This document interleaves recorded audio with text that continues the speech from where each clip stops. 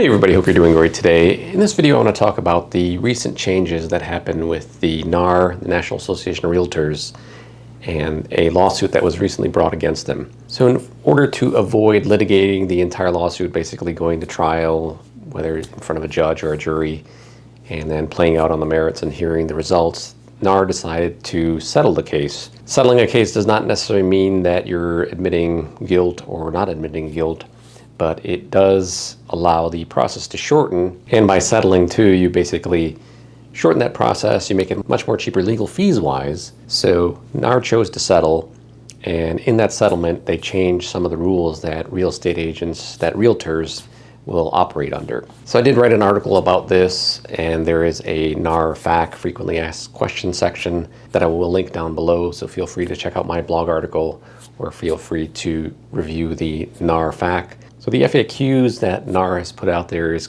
a changing document, basically a changing website. So as some of the rules change or as some questions pop up that they didn't anticipate beforehand, they'll put those questions as well as answers in there. That way there's plenty of information there to help guide agents and their clients as well too. So all these changes took place August 17th, 2024. Anything before that, they operated under the old rules. Anything after that operates under the new rules. So a listing agent would sit down with a seller and say, okay, here's my services, here's how I'll help market your home, here's what I charge. And as part of what the listing agent got for their fees, sometimes those fees would be split between the listing agent and the buyer's agent. So whatever buyer's agent came in with a buyer, put in an offer, the offer is accepted by the seller. Then at the end, when the transaction closed, a commission would be paid or some sort of other flat fee would be paid.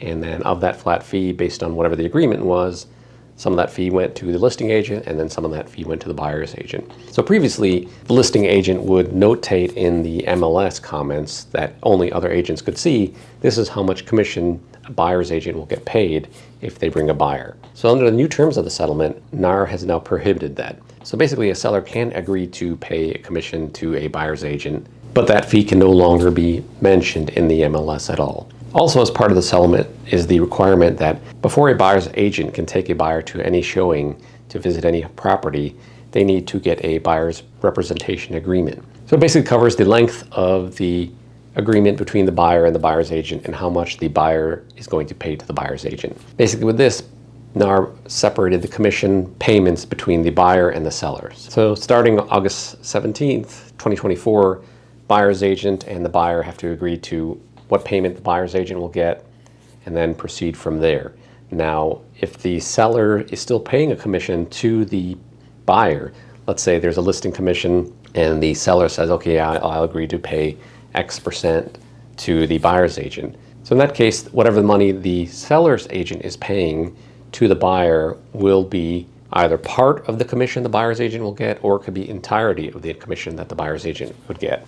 The buyer's agent and the buyer agree that the buyer is going to pay 2% commission to the buyer's agent upon closing. So in that situation, if the seller's not paying any commission, then upon closing, the buyer owes 2% of the transaction price to the buyer's agent as a commission for closing, for helping them purchase that property. Now, if on the other hand, the seller comes and says, through their listing agreement, I'm going to pay 2% to any buyer's agent who brings a buyer to me and we close on a deal, then the buyer obviously does not have to pay the buyer's agent since that commission is coming from the seller. Now, there is the situation though where, let's say the buyer's agent agreed they'll take 1% commission. Now in that situation, if the seller is offering 2% commission under the terms of the agreement, the buyer's agent is only entitled to that 1% commission since that's what they agreed to from the start. So in that situation where the seller is paying more, the buyer's agent agreed to less, then whatever the lower amount is, that's how much the buyer's agent is going to get paid. Anything over and above that, the seller obviously does not have to pay. That just stays with them. So buyers can be hesitant at times to sign these broker's buyer's agreement. In the past, buyer's agents were encouraged to have buyers sign an agreement that basically says, hey, yeah, I'm going to take you to see these houses. I'm representing you. So if you happen to buy a house, well, I'm representing you, you pay me a commission. But in most cases, buyers did not want to sign that. So while buyers didn't want to sign a representation agreement in the past, sometimes the agents would make it their point that this is the only way they do business, and they'd properly explain it to the buyers, and then the buyers would be okay with it. Now, with these recent changes, the requirement now is pretty much 100%. So a buyer's agent needs to get these documents signed before they take a buyer to see any home. So buyers do need to understand what these documents say. They should be reading these documents.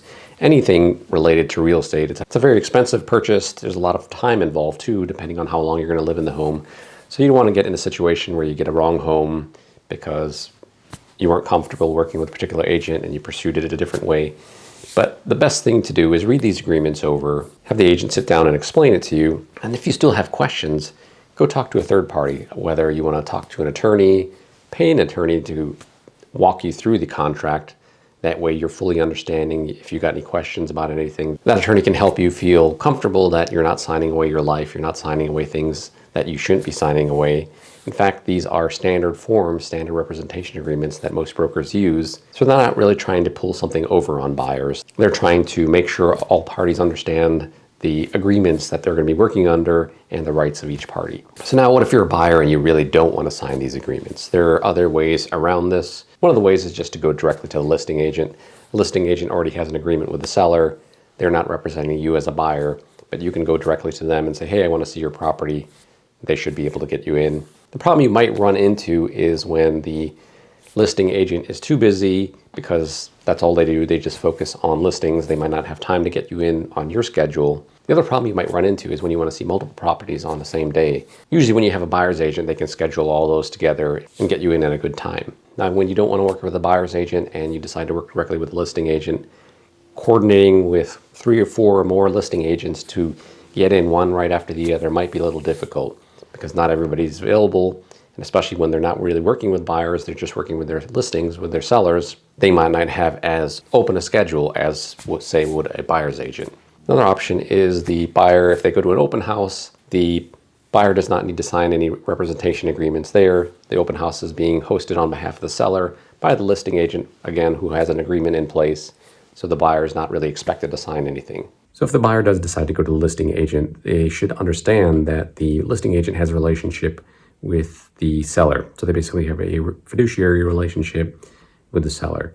Now, in some states, they are allowed to practice dual agency, which means they can represent both the buyer and the seller. Problem becomes there is then they're not really representing both as they should in terms of if a buyer has their own agent, a seller has their own agent, they're representing the best interests of each side versus somebody playing down the middle. They have to kind of step back and try and represent the transaction the best that they can without really helping out anyone directly too much. So the field of real estate is pretty well regulated. There's a lot of laws involved, a lot of oversight involved through local boards, through government entities. So when a buyer is wanting to have a real estate agent represent them, a lot of times they're going to be presented with a form contract. There might be a couple fill-ins there in terms of what the payments are, how long the agreement will last.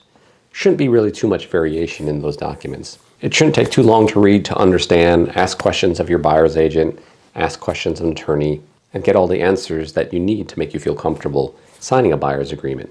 So what it comes down to is commissions are negotiable and working with different agents is negotiable. If one particular agent doesn't give you the options that you desire and that's all they're limited to, whether it be their own policies or their broker policies, the best answer is to find another agent. If you have any questions about this topic, please drop them in the comments below. Thank you for watching and I'll see you in the next video.